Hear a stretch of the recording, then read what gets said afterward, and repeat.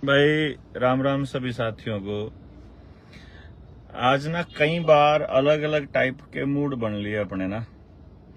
कभी तो जी करे कि हंस लिया, कदे जी करे कि चिंता करने की जरूरत है, देश के लोगों के साथ फिर से धोखा होने वाला है और ये हंसने की बात नहीं है, इस पे तो गंभीर होना चाहिए। फिर सोचें कि यार क्या करना चाहिए इसमें, मतलब लोगों को बताएं, लोग समझें, लोग बोलें। फिर सोचते हैं कि यार पिछली बार भी तो बोले थे और पिछले 4 साल से हम तो चुप नहीं हुए। ये मैं सिर्फ बीमारियों के केस में बोल रहा हूँ, 4 साल से। वैसे तो 2016 से निकले हुए हैं, डे नाइट इसी काम पे, एजुकेशन वाले मुद्दे पे निकले थे। बट ये बीच में 2019 में ये कोरोना वाला ड्रामा चालू हो गया, तो ये सब हुआ जो भी हो रहा है। तो मैं कुछ अपडेट आपको दे दूं। मंकी पॉक्स को लेकर के आज इमरजेंसी घोषित की थी। इसने WHO ने कहा कि ये पेंडेमिक बन सकती है, और फिर अखबार में देखा छोटा मोटा कि पाकिस्तान में आ लिया है और भारत इससे कैसे बच सकता है, और टेस्टिंग चालू करनी पड़ेगी और मंकी पॉक्स की वैक्सीन भी लेनी पड़ेगी। बड़ा बड़ा इसलिए मैंने ऊपर आपको लिखा कि फीलिंग सार्केस्टिक, कंसर्न भी फीलिंग था मैं लोगों को लेकर के। फिर मैंने सोचा कि पिछले 4 साल में जिनको सरकार के प्रोपेगेंडे समझ में आ गए हैं, उनको तो ये वाला खेल भी समझ में आ जाएगा कि मंकी पॉक्स में कितनी सच्चाई है। जिनको अभी तक समझ में नहीं आया है वो क्या करेंगे।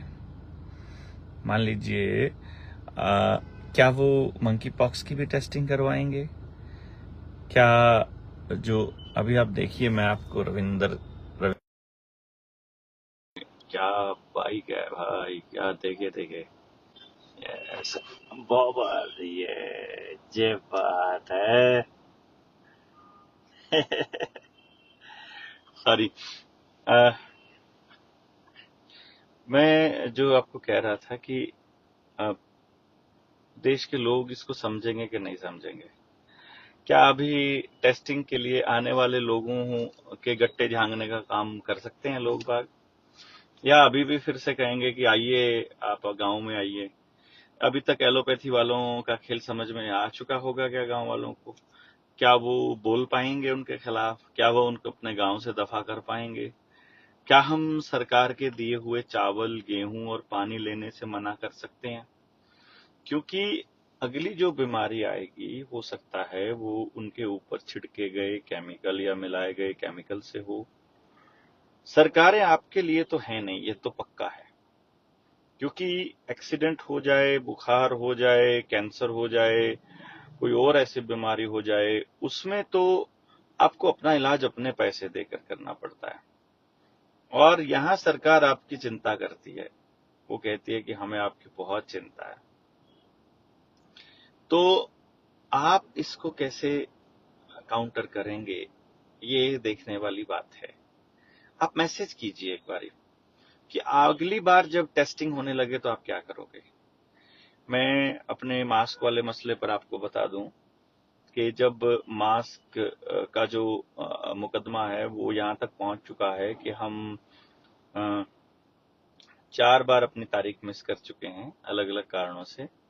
कभी किसी मीटिंग की वजह से, कभी किसी स्टेट से बाहर गए, और अब बोला है जज साहिबा ने कि अगली बार अगर तुम नहीं आए तो तुम्हारी बेल कैंसिल हो जाएगी, तुम दोबारा बेल करानी पड़ेगी। तो मैंने बोला जी मैं दोबारा बेल नहीं कराऊंगा, मैं तो जेल ही जाऊंगा। नंबर 2, मास्क के ऊपर जो मुकदमा चल रहा है उसे मुझे दोबारा से फिर से हाईलाइट करना पड़ेगा। तो मैंने अपने वकील को बोला है कि भैया मुझे इसमें जेल ही जाना है। देश के लोगों, वो कह रहे थे कि आप ऐसा कह दो कि पुलिस वालों के साथ हमारी कोई झड़प नहीं हुई थी और वी आर नॉट गिल्टी, और हमने कोई सरकारी काम में बाधा डालने का काम नहीं किया था।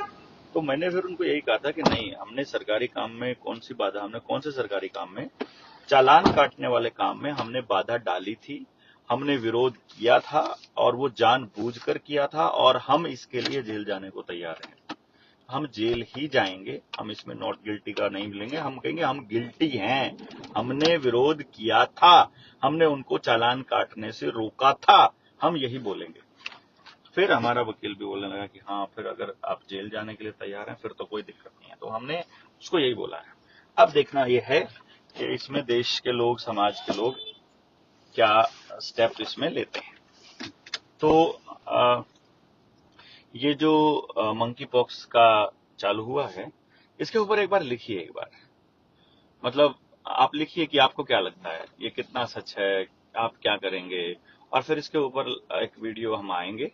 अभी हमें कहीं मीटिंग के लिए निकलना है, तो अगली जो वीडियो होगी इसमें काफी डिटेल में हम चर्चा करेंगे। बाकी एजुकेशन की जो ट्रेनिंग है वो बहुत ही शानदार रही। सभी साथियों ने बहुत एंजॉय किया, बहुत कुछ सीखा भी, ऐसा कुछ मुझे उम्मीद है। और वो साथी अगर इस पे कोई लाइव वीडियो पे चलें, बिना ये जगह बताए कि कहाँ पर ट्रेनिंग हुई थी, बस इतना बताना है कि शिमला में ट्रेनिंग हुई थी, आप अपने एक्सपीरियंसेस शेयर कीजिए, कैसा रहा आपका वहाँ का दौरा। और फिर हम अगली ट्रेनिंग के लिए तैयारी कर रहे हैं। तब तक आप बेसिक ट्रेनिंग कंप्लीट कर लीजिए।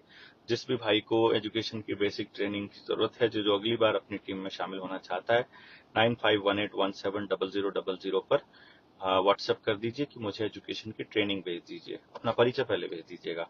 हम जल्दी ही दोबारा कनेक्ट होंगे, तब तक के लिए अलविदा।